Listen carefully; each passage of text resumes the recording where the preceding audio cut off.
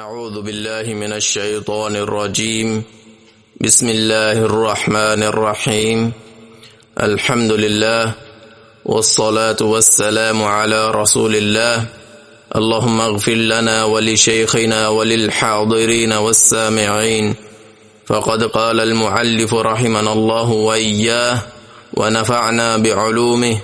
كتاب الحدود.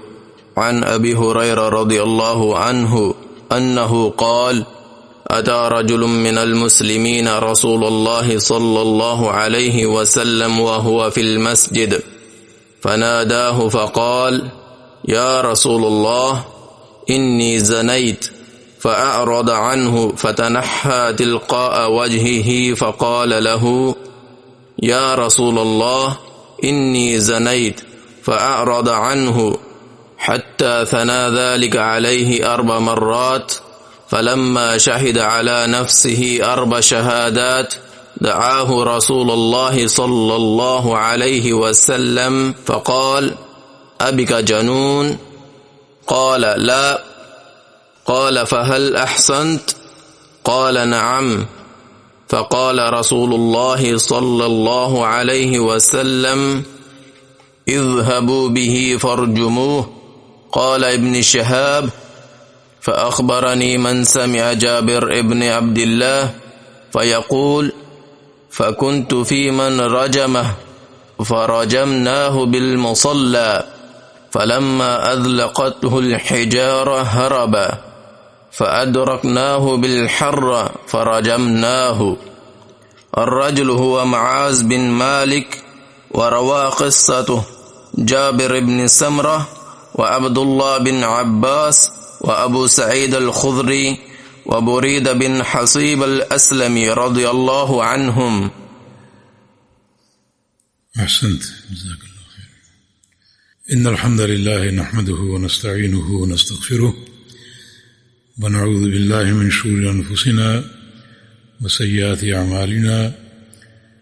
من يهده الله فلا مضل له ومن يضلل فلا هادي له، وأشهد أن لا إله إلا الله وحده لا شريك له، وأشهد أن محمدا عبده ورسوله. أما بعد، جیسا کہ آپ جانتے ہیں یہ باب حدود کا چل رہا ہے. اللہ تعالیٰ کی حدود کی تنفیذ کی برکات کے حوالے سے کل کچھ باتیں ہو چکی. آج جو حدیث آپ نے سنی ہے، جس کے راوی سیدنا ابو ہریرہ رضی اللہ تعالی عنہ ہیں، اس حدیث میں حدود کے تعلق ہی سے ایک واقعہ مذکور ہے جو نبی علیہ السلام کے صحابی معاذ بن مالک اسلمی کے ساتھ پیش آیا تھا، جن سے زنا کا ارتکاب ہو گیا، اور پھر یہ توبہ کے لیے انتہائی بے قرار ہوئے اور رسول کریم صلی اللہ علیہ وسلم کے پاس حاضر ہو کر اپنے گناہ کا اعتراف کیا، اور پھر چونکہ شادی شدہ تھے ان پر رجم کی سزا قائم کی گئی. ابو ہریرہ فرماتے ہیں کہ اتی رجل من المسلمین، ایک شخص جو مسلمان تھا وہ آیا رسول اللہ صلی اللہ علیہ وسلم، رسول اللہ صلی اللہ علیہ وسلم کی خدمت میں، وہ فی المسجد، اور آپ صلی اللہ علیہ وسلم مسجد میں تشریف فرما تھے. فناداہ، اس نے نبی علیہ السلام کو ندا کی، پکارا.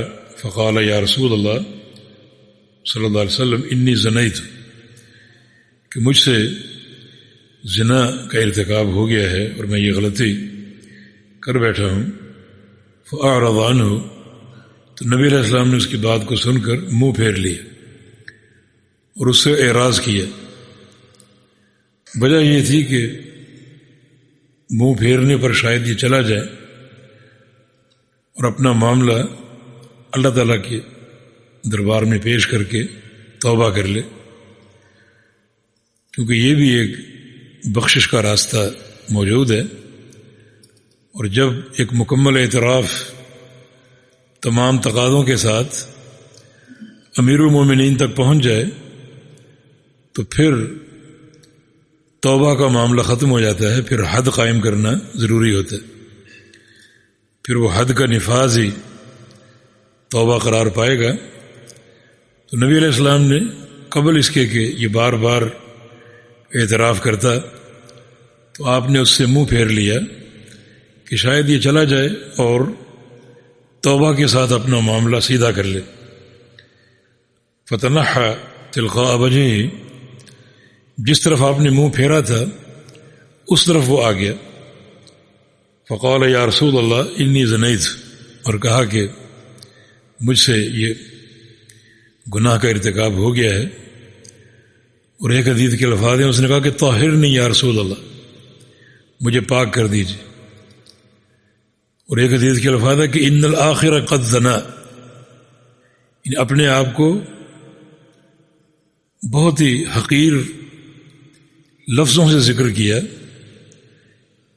اور کہا کہ یہ شخص جو آپ کے سامنے بیٹھا ہے اس سے زنا کا ارتکاب ہو گیا ہے، تو آپ مجھے پاک کر دیجیے۔ فأعرض عنہ حتی ثنى ذلك علیہ 4 مرات، آپ نے پھر منہ پھیر لیا اور 4 دفعہ اس طرح ہوا، آپ نے بار بار منہ پھیرا اور وہ شخص بار بار آپ کے چہرے مبارک کے سامنے آ جاتا اور اپنے گناہ کا اعتراف کرتا۔ تب نبی علیہ السلام نے ایک سوال اور کیا، اب ایک جنون، کہ آپ میں کچھ جنون یا پاگل پن تو نہیں، آپ کی عقل، خرد اور ہوش ٹھکانے ہیں؟ اگر جنون کا امکان ہوتا تو اس سے بھی حد اٹھ جاتی ہے اور نافذ نہیں ہوتی، بلکہ نبی علیہ السلام کی حدیث ہے کہ ادرؤ الحدود بالشبہات، کہ تم کوشش کرو حدود کو ٹالنے کی، اگر کوئی شبہ پیدا ہو جائے، کسی قسم کا شبہ اگر معاملے میں پیدا ہو جائے تو پھر حد قائم نہ کرو، اس کو ٹال دو اور ختم کر دو۔ تو نبی علیہ السلام نے یہ معلوم کیا کہ تم میں کوئی جنون یا پاگل پن تو نہیں؟ اس نے کہا کہ نہیں۔ فرمایا کہ حل احسن تھا، کیا تم شادی شدہ ہو؟ کہا کہ جی ہاں۔ فقال رسول اللہ صلی اللہ علیہ وسلم اذهبوا به فرجموه، کہ اسے لے جاؤ اور جا کر رجم کر دو۔ قال ابن شہاب فاخبرنی ابو سلمۃ ابن عبد الرحمن انہ سمع جابر بن عبد اللہ یقول کنت فی من رجمہ۔ امام زہری فرماتے ہیں کہ میں نے ابو سلمہ سے سنا، اور وہ کہتے ہیں کہ میں نے جناب جابر سے سنا، فرماتے ہیں کہ کنت فی من رجم، ماعز اسلمی کو رجم کرنے والوں میں میں بھی شامل تھا، ماعز اسلمی کو رجم کرنے میں میں بھی شریک تھا۔ فرجمناہ بالمصلی، ہم نے عیدگاہ میں اسے رجم کیا۔ یہ عیدگاہ جو ہے یہ جو بقیع الغرقد قبرستان ہے مدینے کا، اس کے قریب ہے۔ تو یہاں عید کی نماز یا جیسے کسوف یا بارش کی نماز وغیرہ اس میدان میں ہوتی تھی، تو وہیں یہ حد اس پر قائم ہوئی۔ فلما ازلقت الحجارہ ہرب، جب اس کو پتھر لگنے شروع ہوئے تو وہ بھاگ نکلا۔ فادرکناہ، ہم نے اس کا تعاقب کیا اور حرہ مقام پر اس کو جا لیا۔ فرجمناہ، اور وہاں اسے رجم کر دیا۔ یہ حرہ مدینہ کے اطراف میں پتھریلی زمین ہے جہاں کالے پتھر جو ہیں وہ کثرت سے پائے جاتے ہیں، تو وہاں اسے ہم نے پکڑ لیا اور وہاں اللہ تعالیٰ کی حد قائم کر دی۔ تو اس شخص کا نام ماعز اور رجل ہوا ماعز بن مالک، ماعز بن مالک اس کا نام ہے، جبکہ بعض محدثین کا خیال ہے کہ ماعز اس کا لقب ہے اور اس کا نام عریب تھا۔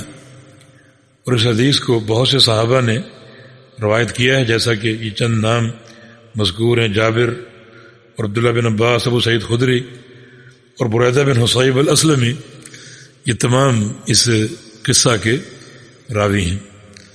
تو یہ ایک شدت سے اس کی بے قراری توبہ کے لیے، حالانکہ اسے معلوم تھا کہ مجھے بڑی کڑی سزا ملے گی اور پتھروں سے مجھے مارا جائے گا، لیکن وہ جانتا تھا کہ یہ عذاب اخروی عذاب کے مقابلے میں بہت ہی ہلکا ہے۔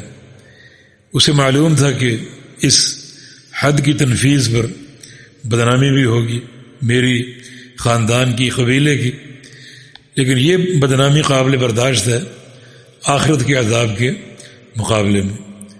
اور یہ حدود اللہ کا فائدہ ہے کہ جس شخص پر اللہ کی حد قائم ہو جائے وہ اس گناہ سے پاک صاف ہو جاتا، اور وہ حد اس کے لیے توبہ ہوتی۔ تبھی تو ایک حدیث میں رسول اللہ صلی اللہ علیہ وسلم کا فرمان ہے کہ رأیت ماعدا ینغمس فی انہار الجنہ، کہ اللہ تعالیٰ نے مجھے ماعز کو دکھایا جنت کی نہروں میں غوطے کھا رہا تھا، یعنی حد قائم ہونے کے بعد اسے معاف کر دیا گیا، پاک صاف کر دیا گیا، اور جنت میں وہ داخل ہو گیا۔ بیانی ایسا ہی واقعہ ایک غامدی خاتون کا، وہ بھی اسی طرح توبہ کے لیے بے قرار تھی، اور اس کا واقعہ ماعز کے بعد تھا، یہ بعد میں پیش آیا۔ اس سے بھی اللہ کے نبی نے اعراض کیا تھا، مگر وہ اس قدر توبہ کے لیے بے قرار تھی کہ اس نے کہا کہ یا رسول اللہ صلی اللہ علیہ وسلم اتردنی کما رددت ماعزا، کیا آپ مجھے ماعز کی طرح رد کر رہے ہیں اور بار بار اعراض کر رہے ہیں؟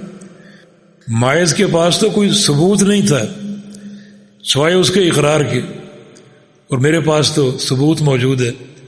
اور اس نے اپنے پیٹ کی طرف اشارہ کیا، اتنا اس کو توبہ کی طرف اضطرار تھا۔ اس پر بھی اللہ کی حد قائم کر دی گئی۔ جب آپ کو خبر ملی کہ اس غامدی خاتون پر اللہ کی حد قائم ہو چکی، تو آپ اس کا جنازہ پڑھنے کے لیے اٹھے، تو امیر المومنین عمر بن خطاب نے فرمایا اتصلی علیہا وہی فاجرہ، کہ یا رسول اللہ صلی اللہ علیہ وسلم یہ تو فاجرہ عورت ہے، زانیہ، اس کا جنازہ آپ کیوں پڑھیں گے؟ تو رسول اللہ صلی اللہ علیہ وسلم نے ارشاد فرمایا تھا کہ لقد تابت توبۃ لو قسمت علی 70 من اہل المدینہ لوسعتهم، یہ خاتون ایسی توبہ کر چکی ہے کہ اس کی توبہ اگر مدینے کے 70 گناہ گاروں میں بانٹی جائے تو سب بخشے جائیں، سب کو یہ توبہ کفایت کر جائے۔ یہ ایک خاتون ایسی توبہ کر گئی۔ اور آپ نے فرمایا کہ اللہ کو خوش کرنے کے لیے، اللہ تعالیٰ کو منانے کے لیے مال کی قربانی بہت لوگ دیتے ہیں، لیکن جان کی قربانی یہ پہلی خاتون دیکھی ہے جس نے کوئی پرواہ نہ کی کہ میرا رب مان جائے، راضی ہو جائے، باقی یہ دنیا کی بدنامی اور یہ عذاب اور یہ تکلیف قابل برداشت ہے آخرت کے عذاب کے مقابلے میں۔ اور ماعز اسلمی کے واقعے میں ایک اور روایت ذہن میں آ گئی۔ نبی علیہ السلام نے فرمایا تھا جب اس پر اللہ کی حد قائم ہو گئی کہ لقد تاب توبۃ لو تابها صاحب مکس لوسعته، کہ ماعز ایسی توبہ کر گیا کہ یہ توبہ اگر صاحب مکس کر لے تو اسے بھی کفایت کر جائے۔ صاحب مکس کون ہے؟ وہ حاکم جو ٹیکس کھاتا ہے، ناجائز ٹیکس لگاتا ہے اپنی رعیت پر۔ اس کا معنی یہ حاکم کا ٹیکس لگانا یہ زانی کی زنا سے بڑا گناہ ہے۔ تبھی تو فرمایا کہ ماعز اسلمی ایسی توبہ کر گیا کہ یہ توبہ اگر صاحب مکس حاکم بھی کر لے تو اس کو بھی کفایت کر جائے۔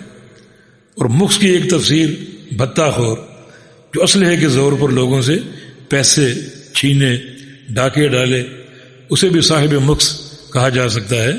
تو پھر یہ بھتہ خوری اور ناجائز ٹیکس جو ہیں یہ اس گناہ سے بڑے گناہ ہیں۔ تو یہ فائدہ اللہ کی حد کا کہ بندہ بالکل پاک صاف ہو کر اپنے پروردگار کے پاس پہنچ گیا اور جنت مقام اور ٹھکانہ حاصل کر لیا۔ جی